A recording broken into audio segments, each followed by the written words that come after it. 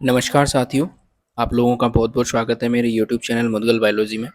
देखिए, हम इस चैनल के ऊपर बात करते हैं आरपीएससी सेकंड ग्रेड के बारे में और हमारी एक सीरीज़ चल रही है जिसमें अपन शॉर्ट नोट से क्विक रिवीजन करते हैं, ठीक है? और ये जो शॉर्ट नोट्स होते हैं ये आपके लिए हेल्पफुल रहेंगे क्योंकि आपका फिक्स 1 मंथ के बाद एग्ज़ाम होने वाला है, ठीक है? तो आप जब रिवीजन कर रहे हैं तो उसके लिए शॉर्ट नोट्स बहुत ज़्यादा इंपॉर्टेंट हो जाते हैं। अभी आपके पास पूरी थ्योरी होगी और काफ़ी ज़्यादा सब्जेक्ट हैं, बहुत ब्रॉड सिलेबस है। ऐसे में यदि शॉर्ट नोट्स मिल जाएँ तो बहुत ज़्यादा हेल्प हो जाती है अपनी, ठीक है? और क्विक रिवीजन है, 1 घंटे से अंदर-अंदर की वीडियो बनती है जिसमें आप 1 यूनिट को कंप्लीट कर लेते हैं। तो यदि आप 4 से 5 घंटे बैठते हैं तो आपकी लगभग 5 से 6 यूनिट आपकी कवर हो जाती हैं, ठीक है? तो चलिए वीडियो को शुरू करते हैं। देखिए, हमने अब तक कौन-कौन सी यूनिट कर ली है और आगे कौन सी यूनिट करने वाले हैं वो मैं आपको बताता हूँ। सबसे पहले हमने सेल बायोलॉजी को कंप्लीट कर लिया, फिर हमने जेनेटिक्स को कंप्लीट कर लिया। दूसरे नंबर पे हमने इकोलॉजी और एनवायरमेंटल बायोलॉजी पढ़ी, फिर डेवलपमेंटल बायोलॉजी पढ़ी, फिर ह्यूमन फिजियोलॉजी और हमने एक टैक्सोनॉमी ऑफ एंजियोस्पर्म की लास्ट वीडियो बनाई थी।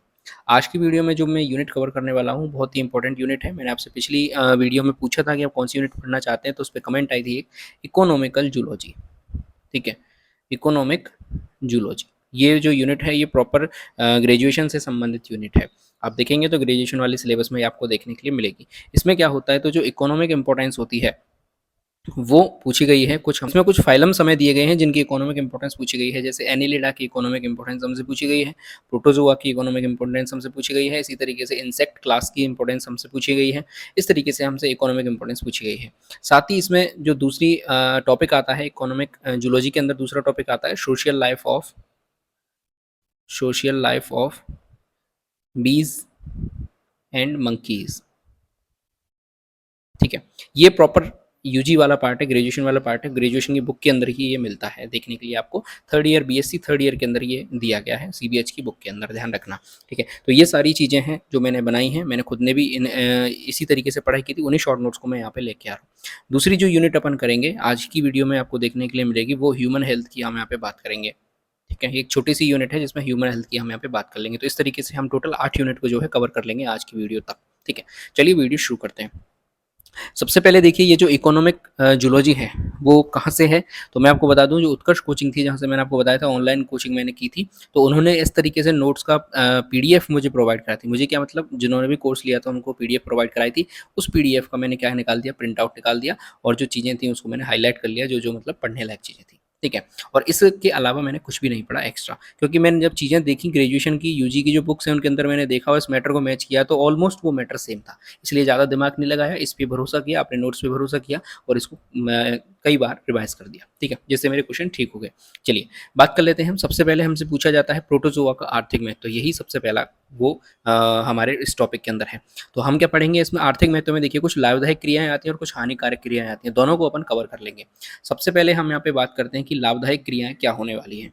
तो लाभदायक क्या है, तो स्वच्छता में ये सहायक होती हैं, ध्यान रखना है आपको। तो अनेक प्राणी संभोजी प्रोटोजोआ जो होते हैं जो पूयनकारी का मतलब होता है प्यूटरी फाइंग जो बैक्टीरिया होते हैं उनका भक्षण कर लेते हैं, जिससे जो जलीय स्रोत होता है उसका क्या हो जाता है, स्वच्छीकरण हो जाता है। यानी कि कुछ ऐसे बैक्टीरिया होते हैं जो पानी को खराब कर रहे हैं, तो वहाँ पे जाके प्रोटोजोआ क्या करेंगे, उन बैक्टीरिया का भक्षण कर लेंगे, उनको खा जाएंगे और खाने के बाद उसका क्या हो जाएगा, पानी स्वच्छ हो जाएगा। इसी तरीके से दूसरा आता है इसमें कि समुद्री जो प्रोटोजोआ हैं वो प्रत्यक्ष अप्रत्यक्ष रूप से जो मनुष्य हो गया, मछली हो गया, अन्य जंतुओं के लिए भोजन का स्रोत हैं। ये समुद्री खाद्य श्रृंखला में प्रथम सदस्य के रूप में पाए जाते हैं। बहुत ही ज़्यादा इंपॉर्टेंट फैक्ट है, ध्यान रखना, पेपर में आ सकता है, मैंने अंडरलाइन कर दिया था। दूसरा, कुछ सहजीवी प्रोटोजोआ भी हमें देखने को मिलते हैं। आंतरीय फ्लैजिलेट्स हो गए, जिसमें नाम आता है किसका, ट्राइकोनिम्फा का, कोलोनिम्फा का और दीमक, ठीक है? टर्माइट जिसे अपन कहते हैं की आंतों में सहजीवी के रूप में पाए जाते हैं। तो क्वेश्चन ये बनता है कि निम्न में से कौन सा प्रोटोजोआ दीमक की आंत में सहजीवी के रूप में पाया जाता है। सीधा क्वेश्चन बनता है, आपको देखने के लिए मिल जाएगा। तो ये दो उदाहरण आपको ध्यान रखने हैं, ठीक है? ट्राइकोनिम्फा और कोलोनिम्फा। जैसे ही आप इनको देखेंगे तो आपके ऑप्शन यहाँ पे मैच हो जाएंगे और यही इसका राइट आंसर भी रहने वाला है।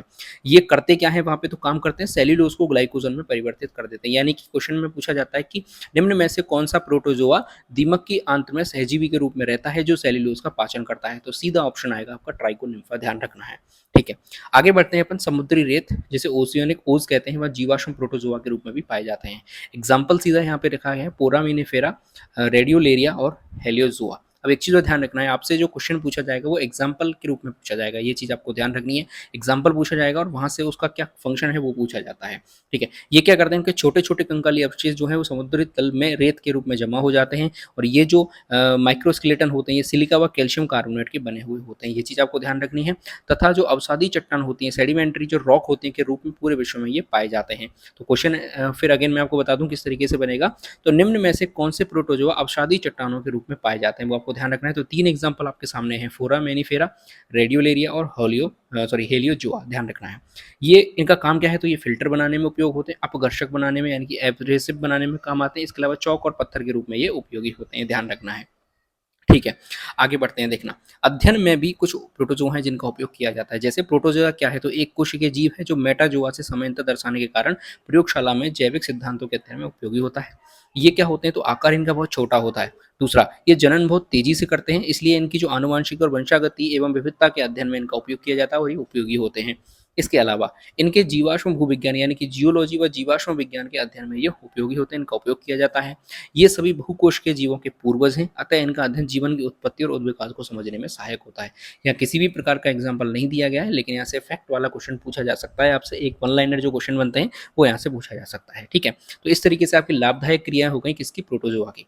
अब हम आगे बात करते हैं किसकी, प्रोटोजोआ की हानिकारक क्रियाओं के बारे में, कि प्रोटोजोआ की हानिकारक क्रियाएं क्या हो सकती हैं। देखना, मृदा में पाए जाने वाले कुछ प्रोटोजोआ होते हैं, नाइट्रिकारक बैक्टीरिया का क्या कर देते हैं, भक्षण कर देते हैं। अभी हमने देखा था वो हमारा लाभ कर रहे थे, लाभदायक थे, लेकिन अब क्या कर रहे हैं, जो नाइट्रिकारक बैक्टीरिया होता है, जो नाइट्रोजन का फिक्सेशन कर रहा है हमारे लिए, उसका ये क्या कर लेते हैं, भक्षण कर लेते हैं, जिससे क्या हो जाता है, मृदा का जो उपजाऊपन है, उर्वरता है, वो कम आ जाती है। इसमें एग्जाम्पल आता है ऐसा कौन सा प्रोटोजोआ है, तो टेस्ट्रेटे अमीबी, ध्यान रखना है आपको, ये एग्जाम्पल है, बहुत ही इंपॉर्टेंट है, ध्यान रखना। इसके बाद प्रोटोजोआ हो गया जैसे कि यूरो ग्लेनोप्सिस, ये क्या करता है, जल में एरोमेटिक तेलीय पदार्थों का श्रवण करके क्या कर देता है, दुर्गंध उपलब्ध उत्पन्न कर देता है, ठीक है। इसके अलावा बायोल्यूमिनेसेंट होती है यानी कि जैव प्रदीप्ति होती है। इसके लिए कौन जिम्मेदार है, तो डायनोफ्लैजिलेट्स जैसे नॉक्टिल्यूका, जिम्नोडियम, गोनोलैक्स कई बार तेजी से जनकर जल का रंग लाल कर देते हैं, इसे ब्लूमिंग कहा जाता है, ध्यान रखना, बहुत ही इंपॉर्टेंट है। सीधा पेपर में पूछा जाएगा कि कौन सा प्रोटोजोआ बायोल्यूमिनेसेंट यानी कि जैव प्रदीप्ति के लिए जिम्मेदार है, तो ध्यान रखना है आपको, नॉक्टिल्यूका है, जिम्नोडियम है, गोनोलैक्स है, ठीक है। इसे क्या कहते हैं, तो इसको ब्लूमिंग या प्रस्फुटन कहा जाता है। ये क्या करते हैं, ये भी तीव्र दुर्गंध के साथ ही मछलियों व मोलस्का को नष्ट कर देते हैं या फिर विकृत कर देते हैं। कुछ रोगजनक भी होते हैं, ठीक है, हानिकारक में रोगजनक ना आए ऐसा तो हो ही नहीं सकता। तो रोगजनक सार्कोडेंस कौन होते हैं, अब यहाँ पे अपन इनकी क्लासेस की बात कर रहे हैं। तो रोगजनक सार्कोडेंस होते हैं जिसमें एंटमीबा हिस्टोलाइटिका आता है, बहुत ही इंपॉर्टेंट है, हर बार पेपर के अंदर पूछा जाता है, ध्यान रखना, पीवाईक्यूज में कई बार पूछा गया है। ये क्या करता है, मनुष्य व अन्य स्तनधारियों की आंत्र में क्या कर देता है, संक्रमण कर देता है, ठीक है। और एंटोमीबा हिस्टोलाइटिका के द्वारा एक रोग होता है जिसे अमीबियोसिस कहते हैं, ठीक है। अब ध्यान रखना, जो इनको क्या कहते हैं, सार्कोडेंस कहते हैं। अगली चीज, एंटोमीबा हिस्टोलाइटिका तो किसके अंदर करता है, मनुष्य और अन्य स्तनधारियों में संक्रमण करता है। इसी की दूसरी प्रजाति पाई जाती है एंटोमीबा इन्वेडेंस, ध्यान रखना है, एंटोमीबा इन्वेडेंस किसके अंदर करती है, तो सरीसृपों में अमीबियोसिस डिजीज करती है। और एंटोमीबा हिस्टोलाइटिका किसके अंदर करता है, मनुष्य और अन्य स्तनधारियों में संक्रमण करता है, ध्यान रखना है पेपर के अंदर। इसी तरीके से आगे बढ़ते हैं, कुछ फ्लैजिलेट्स होते हैं जो कि रोगजनक होते हैं, जिसमें लीशमानिया होता है, ट्रोपेनोसोमा होता है जिससे कि स्लीपिंग सिकनेस रोग हो जाता है, ट्राइकोमोनास होता है, जियार्डिया होता है, ठीक है। ये सब क्या है, फ्लैजिलेट्स हैं, लेकिन ये कैसे हैं, रोगजनक है, ध्यान रखना है, ठीक है, इंपॉर्टेंट है। इसी तरीके से कुछ रोगजनक स्पोरोजोआ होते हैं जिसमें प्लाज्मोडियम आता है, ठीक है। प्लाज्मोडियम क्या है, मलेरिया का रोगकारक है, जो कि एक प्रोटोजोआ है, आपको पता होगा। इसी तरीके से एईमेरिया है जो मुर्गी व खरगोश में संक्रमण करता है। आइसोपोरा है जो मनुष्य व अन्य जंतुओं में संक्रमण करता है। बेबेसिया है जो कशेरुकियों की आरबीसी में संक्रमण कर देता है।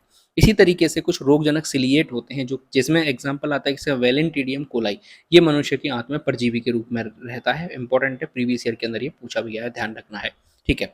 इसी तरीके से अब दूसरा हमारे सामने आ जाता है, प्रोटोजोआ यहाँ पे कंप्लीट हो गया। अब दूसरा हमारे सामने आता है एनिलिडा का आर्थिक महत्व, इकोनॉमिक इंपोर्टेंस ऑफ एनिलिडा। अब इनके सीधे अपन क्लासेस की बात करते हैं, तो पहली क्लास हमारे सामने आती है पॉलीकीटा।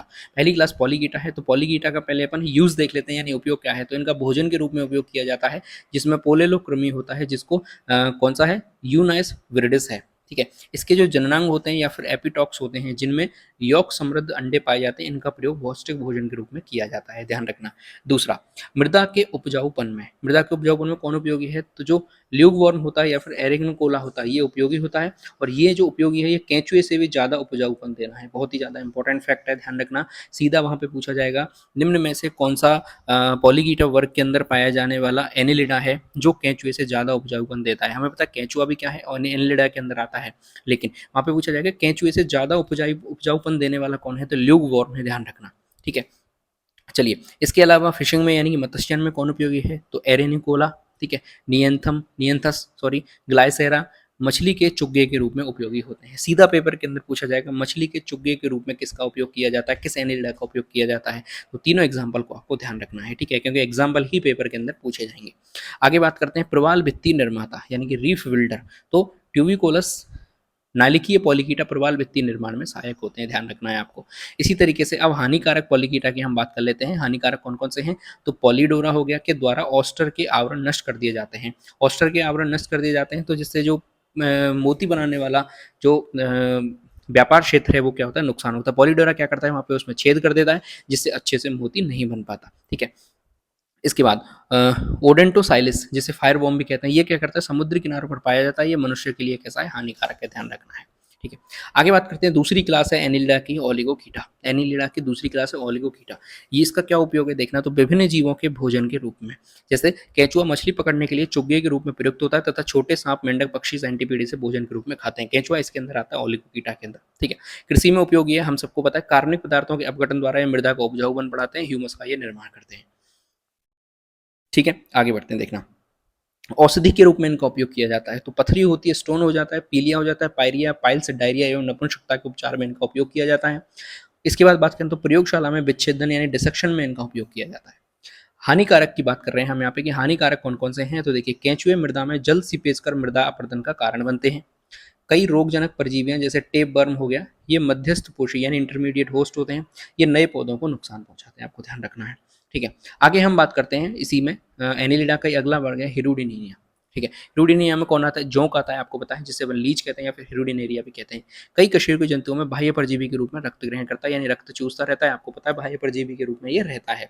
इसमें हिरुडीन प्रतिस्कंदक पाया जाता है जो रक्त विकारों के उपचार में उपयोगी होता है, पहली चीज ध्यान रखनी है। दूसरा, हिरुडीन इसमें प्रतिस्कंदन एंटीकोगुलेंट पाया जाता है, ये रक्त को जमने नहीं देता, यानी कि ये किसी एनिमल यानी कि मतलब ये एनिमल है, इसके बाहर ये बॉडी पे चिपका हुआ है। अब जब ये इसमें अपना दांत गढ़ाएगा और वहां से ब्लड को सक करेगा तो हमारे ब्लड में क्या पाए जाते हैं? कोगुलेंट पाए जाते हैं जो क्या करते हैं? उसको जमाने का काम करते हैं, लेकिन ये एंटी कोगुलेंट वहाँ पे श्रावित कर देता है जिसका नाम है हिरुडीन, ध्यान रखना है, बहुत ही इंपॉर्टेंट है, बहुत ही ज़्यादा इंपॉर्टेंट है, प्रीवियस ईयर क्वेश्चंस में पूछा भी गया है। हिरुडीन का श्रावण करता है कौन? हिरुडीन एरिया, जिसे अपन लीच कहते हैं, जिससे कि रक्त जो है वो जमता नहीं है और ये आराम से हमारे रक्त को चूसता रहता है, ठीक है।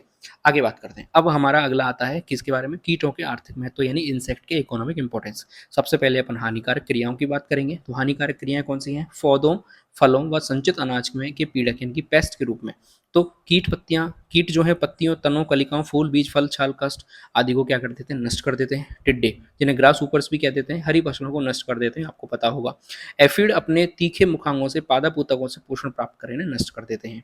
कुछ घरेलू कीट भी होते हैं जैसे कॉकरोच हो गया, सिल्वर फिश हो गई, खटमल जिसे बेड बग कहते हैं आदि कपड़ों, फर्नीचर, कारपेट को क्या करते हैं? नष्ट कर देते हैं। इसके अलावा चींटियां हो गई, मच्छर, मक्खियां भी कैसे होते हैं? हानिकारक होते हैं।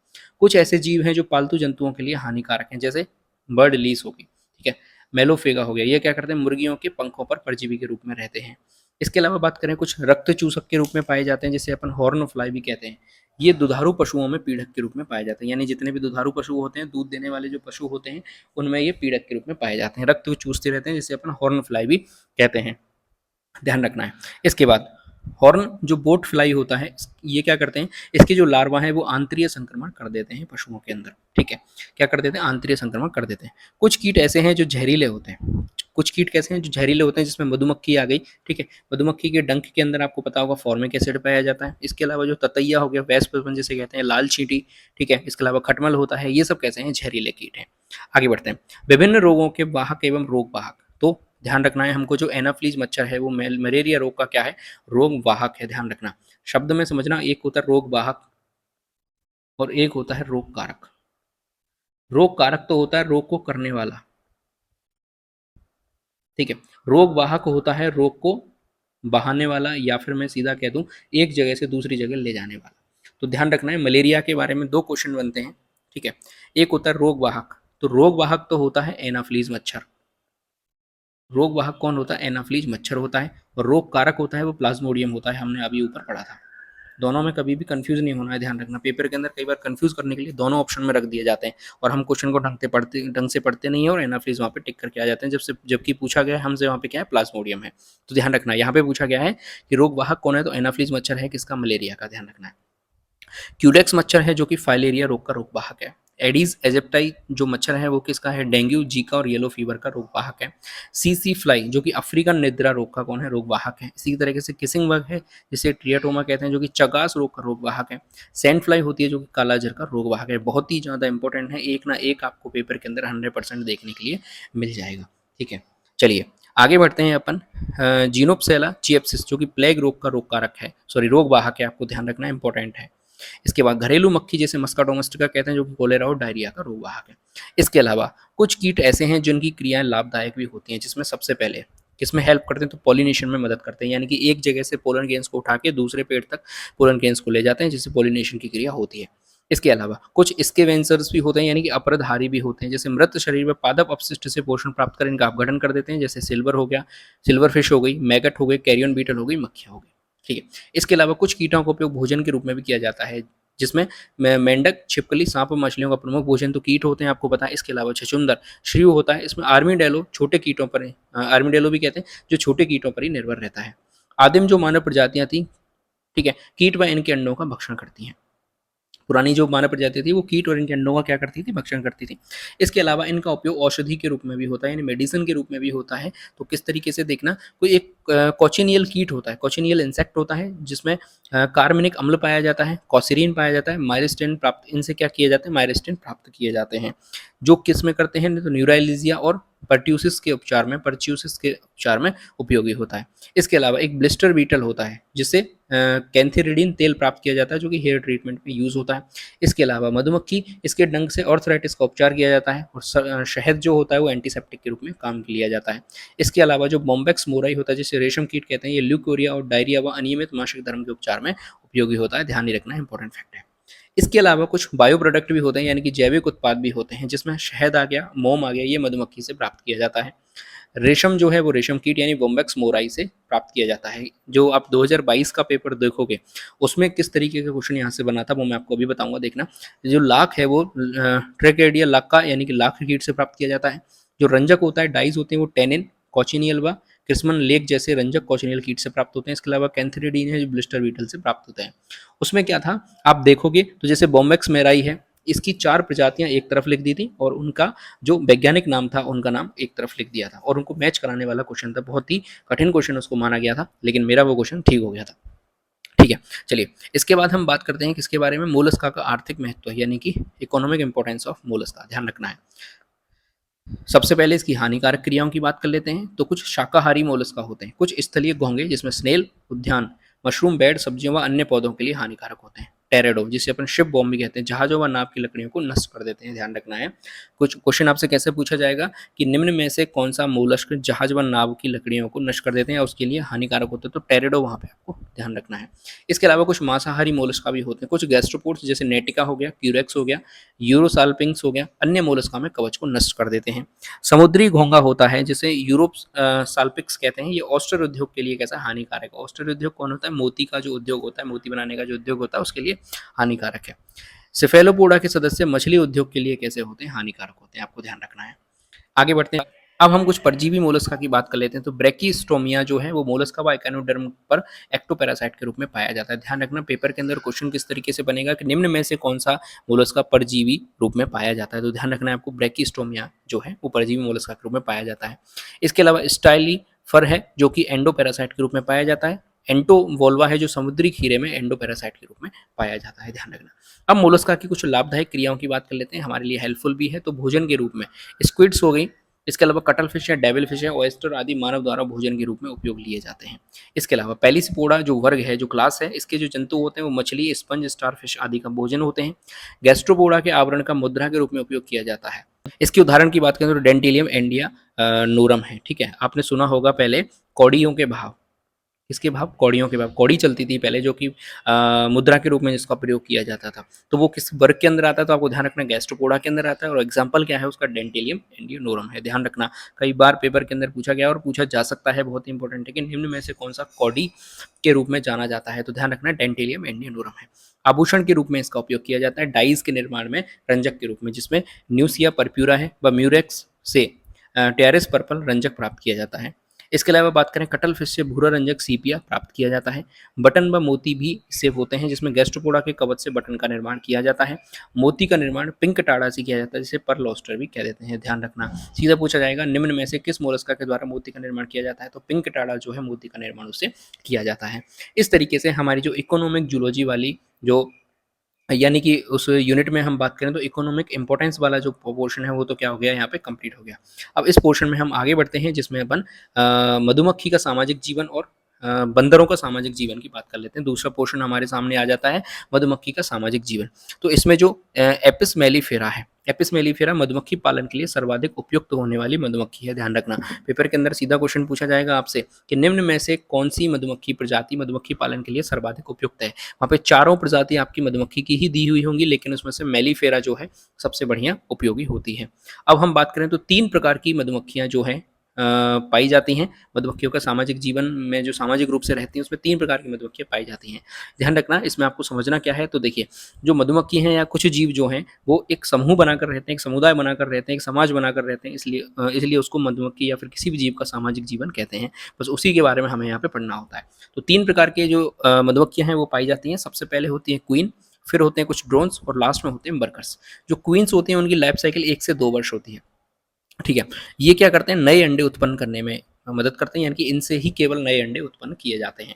ठीक है, रॉयल जेली से ये क्या करती हैं, नई मधुमक्खी जो पैदा हुई हैं छोटी छोटी, उनसे क्या करती हैं, ये उनका पोषण करती हैं। ध्यान रखना। अब वहाँ पे सीधा आपसे क्वेश्चन इसमें किस तरीके से बना गया है पीवाईक्यूज में, वो आपको मैं बता देता हूँ कि रॉयल जेली का निर्माण कौन सी मधुमक्खियाँ करती हैं। तो आपको ध्यान रखना है, रॉयल जेली का निर्माण कौन सी मधुमक्खियाँ करती हैं, क्वीन करती हैं। 3-4 ऑप्शन वहाँ पे दिए जाएंगे, जैसे ड्रोन्स आ जाएगा, वर्कर आ जाएगा, क्वीन आ जाएगा, तो क्वीन वहाँ पे आपका राइट आंसर हो जाएगा। ध्यान रखना, ये सबसे बड़े आकार की होती हैं पूरे छत्ते में। अगले आते हैं ड्रोन्स। ड्रोन्स केवल और केवल नर होते हैं, मादा कभी भी ड्रोन्स के रूप में नहीं पाई जाती। इनकी जो लाइफ साइकिल होती है 1 से 2 माह होती है। अनिषेक जनन से ये उत्पन्न होते हैं। बहुत ही ज्यादा इंपॉर्टेंट फैक्ट है, ये भी प्रीवियस ईयर के अंदर क्वेश्चन पूछा गया है। ध्यान रखना, निम्न में से कौन अनिषेक जनन के द्वारा उत्पन्न होते हैं, तो ध्यान रखना ड्रोन्स जो है वो अनिषेक जनन से, पार्थिनोजेनेसिस से उत्पन्न होते हैं। अब हम वर्कर की बात कर लेते हैं। ठीक है, वर्कर देखना, इनकी जो लाइफ साइकिल वो 3 से 5 माह होती है। ये होती तो मादा ही है, ध्यान रखना है। ड्रोन्स जो नर होते हैं वो केवल और केवल किस रूप में पाए जाते हैं, ड्रोन्स के रूप में पाए जाते हैं। इसके अलावा क्वीन और वर्कर कैसी होती है, मादा होती है। ये मादा होती है लेकिन इनके कार्य भिन्न भिन्न होते हैं। ये 3 प्रकार की होती हैं। पहली होती है स्कैवेंजर्स बी, दूसरी होती है हाउस बी या फिर नर्स बी, और तीसरी होती है फील्ड बी। स्कैवेंजर्स बी का काम क्या होता है, प्रथम 3 दिन को केवल सफाई कर्मी के रूप में रखा जाता है। फिर जो हाउस बी और नर्स बी होती हैं ये 4th और 7th डे क्या करती हैं, परागकण और मकरंद का भक्षण करती हैं। 8 से और 12वें दिन ये क्या करती हैं, रॉयल जेली का श्रावण करती हैं। फिर जो रानी मधुमक्खी होती है वो नए लार्वा और जो भविष्य में जो रानी बी बनेगी यानी रानी मधुमक्खी बनेगी के रूप में विकसित होने वाले पुराने लार्वा को वो खा जाती है, खाते रहते हैं। इसके बाद 18वें दिन तक ये क्या करती हैं, वी वृक्ष का श्रावण करती रहती हैं। कौन, नर्स बी या फिर हाउस बी। इसके बाद जो फील्ड बी होती है उनका एक ही काम होता है, नए स्रोत को खोजना। ठीक है, अब ध्यान रखना, अर्नेस्ट स्प्रिजर एक वैज्ञानिक थे जिन्होंने सर्वप्रथम मधुमक्खी की विशेष गति तथा नृत्य के बारे में क्या किया था, अध्ययन किया था या फिर ढूंढा था। कार्ल वॉन फिश नाम का एक साइंटिस्ट था जिसने बताया था कि मधुमक्खियां 2 प्रकार का डांस करती हैं, फिर 2 प्रकार की विशेष गति करती हैं। पहला होता है राउंड डांस और दूसरा होता है टेल वेगिंग डांस, या फिर जिसे शॉन जेटेंस भी कह देते हैं और इसको राउंड टैंग भी कह देते हैं। तो राउंड डांस मधुमक्खी कब करती है, जब मकरंद का स्रोत कैसा हो, पास में हो। पास का मतलब 75 मीटर की दूरी तक हो, तो मधुमक्खी कैसा करेंगी, राउंड डांस करेंगी, राउंड डांस करेंगी। टेल वेगिंग डांस कब करेंगी, जब मकरंद का स्रोत कैसा हो, दूर हो। पेपर के अंदर क्वेश्चन किस तरीके से बनता है, तो उसमें पेपर के अंदर क्वेश्चन 2 तरीके का बनता है। एक तो डांस के रूप में पूछा जाता है, विशेष प्रकार की गतियां होती हैं, तो कौन सी इसमें से विशेष प्रकार की गति है। दूसरा, विशेष प्रकार की गति क्यों की जाती है, तो मकरंद के स्रोत की दूरी के आधार पर क्या की जाती है, विशेष प्रकार की गति की जाती है, ये आपको ध्यान रखना है। तीसरा जो क्वेश्चन बनता है वो आपसे ये बनता है कि यदि मकरंद का स्रोत दूर है तो मधुमक्खी किस प्रकार का डांस करेगी। अगला क्वेश्चन ये बनेगा, यदि मकरंद का स्रोत पास में है तो मधुमक्खी किस प्रकार का डांस करेगी। अगला क्वेश्चन इसमें से किस तरीके से बनता है तो मैंने आपको ऊपर बता दिया, जो प्रकार से क्वेश्चन आपका बन सकता है, ध्यान रखना है। उसके बाद आगे बढ़ते हैं और आगे हम बात करते हैं किसके बारे में, बंदरों का सामाजिक जीवन। तो ध्यान रखना है, बंदर जो है रीसस जो वानर थे वो 3 प्रकार के ग्रुप्स बना के रहते हैं या फिर सब ग्रुप्स बना के रहते हैं। एक तो ये वाला पॉइंट इसमें से इंपॉर्टेंट है। सबसे पहले इनका सेंट्रल सब ग्रुप होता है, उसके अंदर एक प्रभावी नर होता है, यानी कि एक डोमिनेंट मेल होता है। कुछ व्यापक उसमें मादाएं रहती हैं, नर बंदर रहते हैं और छोटे छोटे शिशु रहते हैं, ध्यान रखना है। इसके बाद एक पेरीफेरी सब ग्रुप होता है जो कि उस एरिया के चारों तरफ यानी परिधि के पास पाया जाता है। उसमें मादाएं होती हैं, बच्चे होते हैं और कुछ नर होते हैं। इसके बाद एक सब ऑर्डिनेट सब ग्रुप होता है जिसमें युवा बंदर पाए जाते हैं सारे के सारे, ध्यान रखना। इनका जो जीवन काल होता है वो 15 से 30 वर्ष का होता है बस। इसके बाद कुछ इंपॉर्टेंट फैक्ट्स हैं जो आपको याद रखने हैं। एक वेलफेंग गेहलर नाम के साइंटिस्ट थे जिन्होंने चिंपैंजी पर क्या किए थे, प्रयोग किए थे, ध्यान रखना है। इसके बाद नादले कार्ट्स नाम के वैज्ञानिक थे जिन्होंने मानव एवं चिंपैंजी के शिशुओं के व्यवहार में तुलनात्मक अध्ययन किया था। इंपॉर्टेंट फैक्ट ये है, सोली जुकरमैन नाम के वैज्ञानिक थे जिन्होंने वेविन वानरों के सामाजिक व्यवहार का अध्ययन किया था। ठीक है, इसके बाद आगे बढ़ें तो 200 जातियां लगभग किसकी पाई जाती हैं, बंदरों की पाई जाती हैं, जो कि केवल हम उनको टोटल कितने 13 कुलों के अंदर, 13 फैमिलीज के अंदर उनको डिवाइड कर दिया और सभी कुल यानी कि 13 कुलों को हमने 4 ग्रुप्स के अंदर डिवाइड कर दिया। वो 4 ग्रुप्स कौन कौन से हैं, सबसे पहला ग्रुप आता है प्रोसोमियंस। प्रोसोमियंस के अंदर आते हैं जैसे लेमुर हो गया, लॉरिस हो गया। इसके अलावा एक पूर्व जगत के बानर होते हैं, पूर्व जगत यानी कि पुराने टाइम के बानर होते हैं जिससे कैटेराइना कहते हैं। एक ग्रुप आता है कैटेराइना। कैटेराइना के अंदर आता है आपका लंगूर, बेबून और मकाक्स। इसके बाद एक नव जगत के बानर होते हैं जिसे प्लेटीराइना कहते थे। और प्लेटीराइना के उदाहरण की बात करें तो मार्मोसैट्स, अकारीज, उकारीज या फिर टेमेरेंस। इसी तरीके से इनका अगला फोर्थ ग्रुप होता है एंथ्रोपोइड्स। एंथ्रोपोइड्स के अंदर आते हैं गिब्बन्स, चिंपैंजी, गोरिल्ला, मानव। अब यहाँ से क्वेश्चन क्या बनेगा सुनना, मानव किस ग्रुप के अंदर रखा गया है, या फिर गोरिल्ला किस ग्रुप के अंदर आता है तो एंथ्रोपोइड्स के अंदर आता है, चिंपैंजी किस ग्रुप के अंदर आता है तो एंथ्रोपोइड्स के अंदर आता है। एक तो ये क्वेश्चन यहाँ से बन सकता है। एक क्वेश्चन यहाँ से ये बन सकता है कि टोटल कितनी फैमिलीज हैं तो 13 फैमिली है। कितनी जातियां हैं तो 200 जातियां हैं। किसने बेमूर बानरों के सामाजिक व्यवहार का अध्ययन किया था तो सोली जुकरमान ने किया था। सोली जुकरमान ने किस बानरों के ऊपर सामाजिक व्यवहार का अध्ययन किया था तो बेबून बानरों के ऊपर अध्ययन किया था, ध्यान रखना है। इसके बाद एक टिन वर्जन नाम के वैज्ञानिक थे, इन्होंने प्राणियों के समाज में सामाजिक सूचकों के लिए सामाजिक मोचक यानी कि सोशल रिलीजर का शब्द का प्रयोग किया था, ध्यान रखना है। इस तरह का फैक्ट वाला क्वेश्चन भी बन सकता है। बानरों के संवारने के क्रम को ग्रूमिंग कहा जाता है। सिल्वर बैक यानी कि सिल्वर जो चांदी की पीठ होती है वो गोरिल्ला में पाई जाती है। इस तरीके से हमारी जो इकोनॉमिकल जूलॉजी वाली यूनिट है वो यहाँ पे क्या हो जाती है, कंप्लीट हो जाती है, इकोनॉमिकल जूलॉजी। ठीक है, मैं आशा करता हूँ आपको जो सारी चीज़ें हैं वो समझ में आ रही होंगी। इसकी जो पीडीएफ है वो आपको टेलीग्राम चैनल पे देखने के लिए मिल जाएगी। आप टेलीग्राम चैनल को क्या कर लें, ज्वाइन कर लें, नीचे आपको लिंक उसकी डिस्क्रिप्शन में देखने के लिए मिल जाएगी। अब यदि हम आगे बढ़ें तो ह्यूमन हेल्थ वाली यूनिट की और बात कर लेते हैं हम यहाँ पे। सबसे पहला फैक्ट हमारे सामने आ रहा है तो गोनेरिया नाम का एक डिजीज होती है जिसे अपन सुजाक कहते हैं हिंदी के अंदर। ये एक रोग कारक होता है, जीवाणु होता है, बैक्टीरिया होता है, नीसेरिया या फिर नीसेरियाई गोनोराई। ठीक है, ये क्या है ध्यान रखना है आपको, ये जीवाणु है यानी कि बैक्टीरिया है। इसके बाद एक सिफिलिस नाम की डिजीज होती है जो कि ट्रोपोनोमा पैलिडम से होती है और इसके परीक्षण के लिए वेसरगन टेस्ट किया जाता है, ध्यान रखना है। यदि हम वायरस से होने वाली डिजीज की बात करें तो छोटी माता होती है जैसे चिकन पॉक्स कहते हैं, ये वेरिशेला वायरस के द्वारा होती है। एक बड़ी माता होती है जैसे स्मॉल पॉक्स कहते हैं, ये वेरियोला वायरस के द्वारा होती है, दोनों अलग अलग हैं, ध्यान रखना है। एक कोविड-19 होता है जो कि सार्स 2003 के द्वारा और मार्च 2012 के द्वारा होता है। श्वसन पथ में ACE2 रिसेप्टर्स पाए जाते हैं। ठीक है, SSRNA कोविड-19 के अंदर पाया जाता है यानी कि सिंगल स्टैंडर्ड RNA पाया जाता है, ध्यान रखना।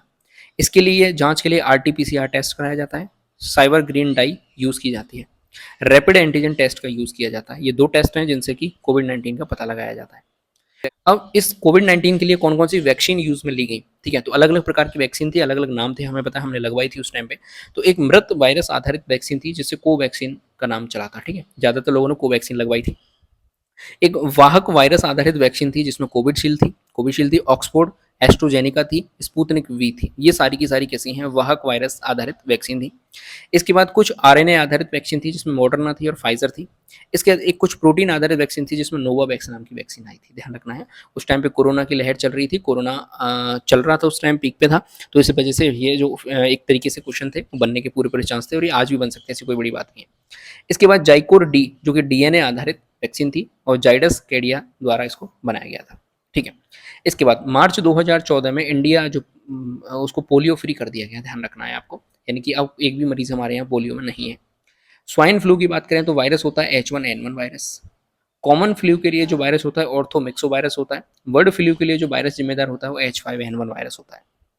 ठीक है, एक हम बात करें एमएमआर की, बात कर लेते हैं। एमएमआर, 3 डिजीज है एमएमआर।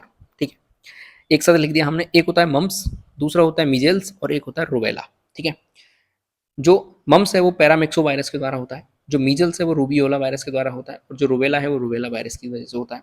जो मम्स है वो लार ग्रंथियों को टारगेट करता है, पैरोटिड, लार ग्रंथि में भी कौन सी, पैरोटिड। इसके अलावा बात करें तो एमएमआर टीका इनके लिए लगाया जाता है, ध्यान रखना। सीधा आपसे क्वेश्चन पूछा जाता है एमएमआर वैक्सीन में एमएमआर की सही क्रम क्या है, या फिर एमएमआर की फुल फॉर्म क्या है, तो ध्यान रखना मीजल्स है, मम्स है और रूबेला है। इसके बाद मलेरिया की हम यहाँ पे बात करें तो स्पोरोजोइट अवस्था मानव संक्रामक होती है। सीधा पेपर के अंदर पूछा जाता है कि कौन सी अवस्था मानव संक्रामक होती है, तो स्पोरोजोइट अवस्था मानव संक्रामक होती है। इसके बाद गैमिटोसाइट जो है वो मच्छर संक्रामक होती है, यानी कि मच्छर जिस संक्रमित होता है जिस अवस्था से वो गैमिटोसाइट होती है, मानव जिस अवस्था से संक्रमित होता है वो स्पोरोजोइट होती है। इसके बाद मानव में मीरोजोइट, ट्रोफोजोइट और साइनोजोइट जो है अवस्था विकसित होती है। इसके बाद बात करें तो मच्छरों में लैंगिक जनन करता है तो उसको प्राथमिक पोषी कहते हैं। मानव में अलैंगिक जनन होता है इसलिए उसको द्वितीयक पोषी कहा जाता है। यहाँ से भी कई बार क्वेश्चन पूछा जाता है। तो ये सारा जो सिस्टम है ये किसका है, मलेरिया का है, आपको ध्यान रखना है। यहीं से क्वेश्चन बनते हैं 100%। इसके बाद कुछ विटामिन की हम यहाँ पे बात कर लें तो देखिए विटामिन B2 होता है जिसको विटामिन जी बोला जाता है, ध्यान रखना। विटामिन B7 होती है जिसको विटामिन एच बोला जाता है या फिर बायोटीन भी कहा जाता है, ध्यान रखना, पेपर के अंदर पूछा गया है। इसके बाद विटामिन कहा जाता है, विटामिन B9 को विटामिन एम कहा जाता है। B70 एंटी कैंसर होती है, उसको विटामिन पी भी कहा जाता है। और एक लेटेराइन नाम का पादप होता है, वहां से ये नेचुरली प्राप्त की जाती है। ठीक है, कुछ फैक्ट ये हो गए। आगे बढ़ते हैं। अब हम बात कर लेते हैं किसकी, प्रतिरोधक क्षमता की, या फिर इम्यूनिटी जिसे अपन हिंदी के अंदर कहते हैं। तो इम्यूनिटी दो प्रकार की होती है, एक इनेट इम्यूनिटी होती है जो कि बाई बर्थ होती है, एक एक्वायर्ड इम्यूनिटी होती है या फिर जिसे उपार्जित प्रतिरक्षा भी कह देते हैं। ये कैसी होती है, आफ्टर बर्थ, यानी कि दोबारा ये बर्थ हो जाता है उसके बाद ये बाहर से ली जाती है। इनेट इम्यूनिटी की हम यहाँ पे बात कर लेते हैं। तो फिजिकल रूप से, फिजियोलॉजिकल रूप से, सेल्यूलर रूप से और साइटोकाइन के रूप में ये पाई जाती है, यानी कि बाई बर्थ होती है, यानी कि हमारी बॉडी में अंदर ही अंदर ये पहले से ही होती है। तो फिजिकल इम्यूनिटी की बात करें तो हमारी स्किन एक तरीके से फिजिकल वैरियर के रूप में काम करती है, जो कि हमारी सुरक्षा करती है सूक्ष्म जीवों से। म्यूकस जो होती है, लार जो है, श्लेष्मा हमारी बॉडी के अंदर पाई जाती है, वो भी क्या करती है, फिजिकल रूप से फिजिकल वैरियर का काम करती है एक तरीके से। फिजियोलॉजिकल की बात करें तो हमारे स्टमक के अंदर HCl पाया जाता है, जो कि भोजन के साथ कोई जीवाणु वगैरह चला जाए उसको मारने का काम करता है। सलाइवा होती है, उसके अंदर एंजाइम्स पाए जाते हैं जो कि बैक्टीरिया को मारने का काम करते हैं। इसके अलावा बात करें तो यूरिन है, इसके अलावा जो टीयर्स हैं वो भी हमारी बैक्टीरिया वगैरह से सुरक्षा करते हैं, जो कि फिजियोलॉजिकल में बात करूँ अवरोध होते हैं, वेरियर होते हैं। इसके बाद कुछ सेल्यूलर रूप पे हम यदि बात करें तो न्यूट्रोफिल्स हमारी बॉडी के अंदर पाई जाती हैं, मोनोसाइट पाई जाती है, नेचुरल किलर सेल्स पाई जाती हैं, मैक्रोफेजेस सेल्स पाई जाती हैं। ये सेल्यूलर लेवल पे हमारी बॉडी के अंदर इम्यूनिटी पाई जाती है। जो न्यूट्रोफिल सेल्स होती हैं, जो मैक्रोफेजेस सेल्स होती हैं, ये भक्षाणु कोशिकाएं होती हैं, नेचुरल किलर सेल्स होती हैं, मोनोसाइट्स होती हैं। ठीक है, इसके बाद कुछ साइटोकाइंस पाए जाते हैं, यानी कुछ केमिकल्स हमारी बॉडी के अंदर से रिलीज होते हैं जो कि हमारी हेल्प करते हैं, या फिर जो बैक्टीरिया वायरस हमारी बॉडी के अंदर आता है उसको मारने का काम करते हैं, उन्हें अपन इंटरफेरॉन कहते हैं। यही पेपर के अंदर कई बार पूछ लिया जाता है, ध्यान रखना। इसके बाद हम बात करें एक्वायर्ड इम्यूनिटी की। एक्वायर्ड इम्यूनिटी की हम बात करें तो एक्वायर्ड इम्यूनिटी दो प्रकार से ली जाती है, एक एक्टिव फॉर्म में ली जाती है, एक पैसिव फॉर्म में ली जाती है। एक्टिव फॉर्म में जो ली जाती है वो सेल्फ होती है और पैसिव होती है वो नॉन सेल्फ होती है। एक्टिव की बात करें तो एक नेचुरल होती है, एक आर्टिफिशियल होती है। नेचुरल की बात करें तो कॉमन कोल्ड हो गया। आर्टिफिशियल की बात करें तो जैसे पोलियो हो गया, कोविड के टीके हो गए, ये सब कैसे हैं, आर्टिफिशियल एक्टिव एक्वायर्ड इम्यूनिटी है। इसी तरीके से पैसिव की बात करें तो पैसिव भी दो प्रकार की होती है, एक नेचुरल होती है, एक आर्टिफिशियल होती है।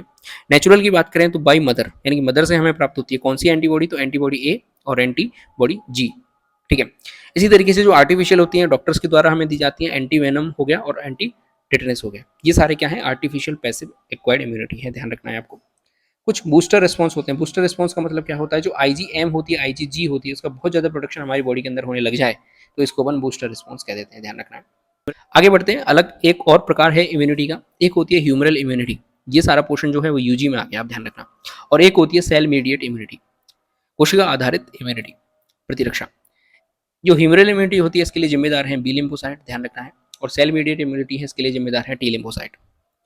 यहाँ पे होता है एंटीबॉडीज का प्रोडक्शन, यानी ह्यूमरल इम्यूनिटी में एंटीबॉडीज का प्रोडक्शन होता है, उत्पादन होता है। और सेल मीडिएट इम्यूनिटी में एंटीबॉडीज का प्रोडक्शन नहीं होता, यहाँ पे किलर टी सेल्स का प्रोडक्शन होता है।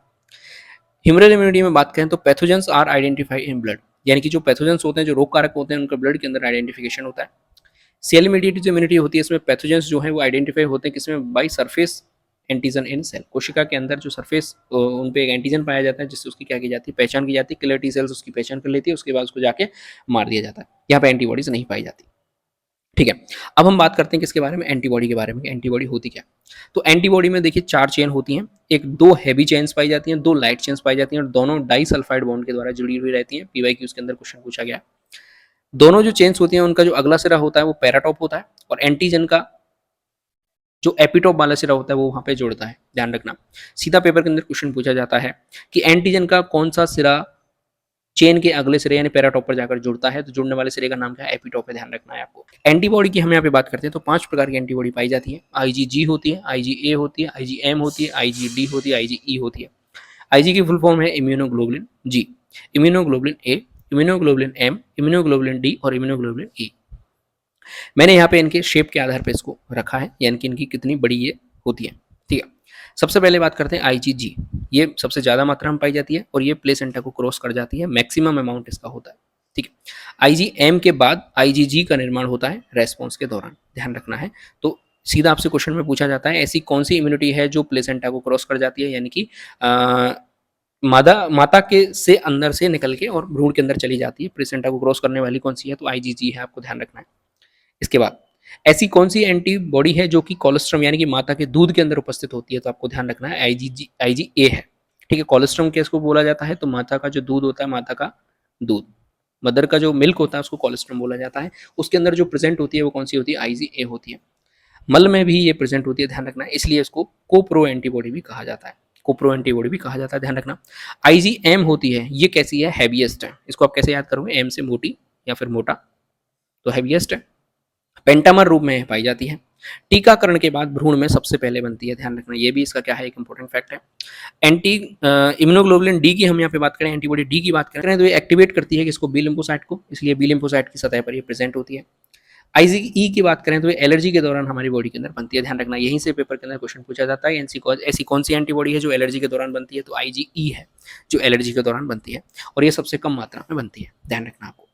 अब हम कुछ डिजीज की बात करते हैं जिसमें सबसे इंपॉर्टेंट फैक्ट है कि कुछ ऑटो इम्यून डिजीज होती है हमारी बॉडी के अंदर। ऑटो इम्यून का मतलब क्या होता है कि हमारी बॉडी के अंदर जो सेल्स होती हैं उनके खिलाफ ही एंटीबॉडी बनना प्रारंभ हो जाती हैं और वो हमारी बॉडी के जो ऑर्गन्स होते हैं उनको ही खाना या फिर मारना शुरू कर देती हैं, ठीक है। तो इसमें सबसे पहले आता है हाशिमोटो डिजीज, जिसे हाइपोथायरॉइड्स भी कह देते हैं, ठीक है। एक ग्रेप्स का रोग होता है, ग्रेप्स डिजीज जिसे कहते हैं, इसमें अपन हाइपोथायराइड्स की बात करते हैं या फिर हाइपोथायराइड्स को ही, हाइपरथायराइड्स को ही क्या कहते हैं, ग्रेप्स का डिजीज भी कहते हैं। एक माइस्थेनिया ग्रेविस डिजीज होती है जिसमें मसल्स के खिलाफ ही एंटीबॉडीज बनना शुरू हो जाती हैं, तो मसल्स लॉस होना शुरू हो जाती है हमारी बॉडी के अंदर। इसके बाद गुलियन वेरे नाम का डिजीज होता है, ट्यूमेरिक फीवर आ जाता है, मल्टीपल स्क्लोरोसिस हो जाते हैं। ये सारे कैसे हैं, ऑटोइम्यून डिजीज हैं। तो आपसे जो क्वेश्चन में पेपर में जो क्वेश्चन बनेगा वो ये बनेगा कि निम्न में से कौन सी डिजीज आपकी ऑटोइम्यून डिजीज है, तो हाशिमोटो या फिर ग्रेव्स का डिजीज, ये 2 ही ऑप्शन आते हैं मोस्टली, ठीक है, तो ध्यान रखना है। अब हम वैक्सीन की जनरेशन की बात कर लेते हैं, तो ध्यान रखना पहली जनरेशन यानी फर्स्ट जनरेशन की वैक्सीन कौन कौन सी है, तो इसमें जीवित और मृत रोग के कारक डाले जाते हैं, जिसमें पॉक्स वायरस की वैक्सीन होगी, पोलियो की होगी और एमएमआर की होगी। इसके बाद सेकंड जनरेशन जो वैक्सीन होती है ये जेनेटिक इंजीनियरिंग से तैयार की जाती है, जिसमें हेपेटाइटिस की वैक्सीन आ गई। इसके बाद थर्ड जनरेशन की जो वैक्सीन थी इसमें मॉडर्ना हो गई, फाइजर हो गई, ये कैसी होती है, डीएनए और आरएनए आधारित होती है। ऑर्गन ट्रांसप्लांट की बात करते हैं तो एलेक्सिस केरेल नाम का साइंटिस्ट था, इसको ऑर्गन ट्रांसप्लांट का जनक बोला जाता है। डेविड ह्यूम या फिर जोसेफ केली, इसको किडनी, इन्होंने क्या किया था, सबसे पहले किडनी ट्रांसप्लांट किया था। एमएचसी क्या होता है, तो मनुष्य में 6 क्रोमोसोम पर उपस्थित जीन विभिन्न एंटीजनों का निर्धारण करता है। कुछ इम्यूनोसप्रेसेंट होते हैं, ये किस में उपयोग होते हैं, तो इनको प्रतिरक्षा दमनकारी बोला जाता है, यानी कि जो इम्यून रिस्पॉन्स हुआ है उसको दबाने का ये काम करते हैं, सप्रेस करने का काम करते हैं। इसमें आता है साइक्लोस्पोरिन। साइक्लोस्पोरिन कहाँ से प्राप्त होता है, ट्राइकोडर्मा पॉलीस्पोरम कवक से ये प्राप्त होता है, ध्यान रखना है। अब देखिए कैंसर डिजीज की हम यहाँ पे बात कर लेते हैं और यहाँ से क्वेश्चन बनने के पूरे चांस होते हैं। तो देखिए कैंसर में 2 प्रकार के ट्यूमर बनते हैं। एक ट्यूमर ऐसा होता है जो एक जगह बन गया वो स्थिर है, तो उसको अपन विनाइन ट्यूमर कहते हैं, ध्यान रखना। दूसरा मैलिग्नॉइड ट्यूमर होता है जो कि गतिक होता है, यानी एक जगह से बनेगा और दूसरी जगह पहुंच जाएगा वो, इस चीज को मेटास्टेसिस बोला जाता है। जो कैंसर के लिए जो जीन्स जिम्मेदार हैं उसको ऑन्कोजीन्स कहा जाता है, ध्यान रखना। हमारी बॉडी के अंदर, सबकी बॉडी के अंदर ये उपस्थित होते हैं, लेकिन कुछ कार्सिनोजेंस होते हैं जिनसे ये क्या हो जाते हैं, एक्टिवेट हो जाते हैं और कैंसर को जन्म देते हैं, ध्यान रखना। तो यहाँ से क्वेश्चन बन सकता है आपका, कैंसर के लिए जिम्मेदार जीन्स कौन से हैं, तो ऑन्कोजीन्स है। कार्सिनोजेंस क्या होते हैं, जिनसे ये एक्टिवेट हो जाते हैं ऑन्कोजीन्स और कैंसर के लिए कॉज होते हैं। इसके बाद रियो वायरस होता है जिसका यूज़ किया जाता है कैंसर की कंडीशन देखने के लिए, या फिर मैं बात करूँ इन्वेस्टिगेट करने के लिए कैंसर किस प्रकार से हो रहा है, तो रियो वायरस का उपयोग किया जाता है, ठीक है। इसके बाद कुछ रेडियो एक्टिव पदार्थ हैं जिनका उपयोग किया जाता है कैंसर के उपचार में, जैसे कोबाल्ट 60, आयोडीन 131, P31। ठीक है, आगे बात करते हैं मीना माटा रोग। कुछ डिजीज हैं जो कि कुछ उससे हो जाते हैं, यानी कि कुछ तत्व ऐसे हैं जो जहरीले तत्व हमारी बॉडी के लिए, उनकी वजह से रोग हो जाता है। सबसे पहले मिनी मेटा रोग है जो कि मरकरी की अधिकता की वजह से होता है। इटाई इटाई रोग है जो कैडमियम की अधिकता की वजह से होता है। ब्लैक फुट है जो कि आर्सेनियम की अधिकता की वजह से होता है। ब्लूबेरी रोग है जो कि नाइट्रेट आयन की वजह से होता है, ध्यान रखना, ये भी पेपर के अंदर कई बार पूछा गया है। मिनी माटा रोग भी पूछा गया है। ठीक है, सिलिकोसिस है जो कि सिलिकॉन ऑक्साइड की वजह से होता है, ध्यान रखना। ड्रग्स की हम यहाँ पे बात कर लेते हैं। कुछ ड्रग्स हैं जिसमें ओपिड्स आती हैं। ओपिड्स के लिए रिसेप्टर्स हमारी बॉडी के अंदर प्रेजेंट होते हैं, कहाँ पे, सीएनएस के अंदर, और जीआईटी पर ये प्रेजेंट होते हैं, यानी गैस्ट्रो इंटेस्टिनल ट्रैक्ट के अंदर और सीएनएस यानी कि सेंट्रल नर्वस सिस्टम के अंदर इनके रिसेप्टर्स प्रेजेंट होते हैं। ओपिड्स जो प्राप्त होते हैं वो पेपिवर सेमिनिफोरम नाम के जो पादप है वहाँ से प्राप्त होते हैं, जिसमें मॉर्फिन हो गया और हीरोइंस हो गई, जिसको स्मैक बोला जाता है। इसके बाद अगली ड्रग्स की बात करें तो कैनेबिनॉइड्स होते हैं कुछ, इनके रिसेप्टर्स हमारे ब्रेन के अंदर प्रेजेंट होते हैं और कार्डियोवैस्कुलर सिस्टम को ही अफेक्ट करते हैं। कैनेबिस सेटिया के पुष्प से इनको प्राप्त किया जाता है। इसके अलावा पुष्प हो गई, पत्ती हो गई, रेजिन हो गई, इससे भांग बनती है, हशीश, चरस। कोकीन की हम यहाँ पे बात करते हैं तो एरेक्थो ऑक्सिलम कोका प्लांट से इसको प्राप्त किया जाता है। इंटरफेयर करता है किसके, ट्रांसपोर्टेशन ऑफ डोपामिन, डोपामिन के ट्रांसपोर्टेशन में इंटरफेयर कर देता है। एक्सेसिव डोज यदि इसकी ले ली जाए तो हेलुसिनेशंस हो जाते हैं, यानी कि दिन में तारे नजर आ जाते हैं, या फिर आदमी को पता ही नहीं चलता मैं कौन सी जगह पे हूँ, कौन सी जगह पे नहीं हूँ। यही हेलुसिनेशंस एट्रोपा बेलाडोना या फिर धतूरे से भी हो जाती है, जिससे अपन कहते हैं आदमी पागल हो गया। इस तरीके की डिजीज हैं जो कि इसी तरीके का क्या करते हैं, अफेक्ट हमारी बॉडी के अंदर शो करते हैं। तो ये कुछ ड्रग्स हो गए। इस तरीके से हमने जो ह्यूमन हेल्थ वाली जो यूनिट है उसको भी क्या कर लिया, कंप्लीट कर लिया। यहाँ पे ये वाली यूनिट भी अपनी कैसे हो गई, कंप्लीट हो गई। इसकी आपको पीडीएफ चाहिए तो आप टेलीग्राम चैनल पे जाके हमारे उसको ज्वाइन कर सकते हैं। अगर आपको वीडियो अच्छी लगी है तो वीडियो को लाइक जरूर कर दें, चैनल को आप सब्सक्राइब जरूर कर दें, दोस्तों के साथ वीडियो को शेयर कर दें, और आगे हम कौन सी यूनिट आपको चाहिए उसकी कमेंट कर सकते हैं। इसके अलावा मैं मेरे हिसाब से जो यूनिट लगेगी वो मैं आपको बना दूंगा। मैं जो यूनिट लेने वाला हूँ वो रिप्रेजेंटेटिव एनिमल की बात करेंगे हम, और आपको यदि इसके अलावा कोई अन्य यूनिट चाहिए तो आप कमेंट कर सकते हैं। वीडियो अच्छी लगी तो लाइक जरूर कर दें, दोस्तों तक वीडियो को शेयर कर दें, सब्सक्राइब कर दें। इसके अलावा देश से प्यार करें, माता पिता से प्यार करें। जय हिंद।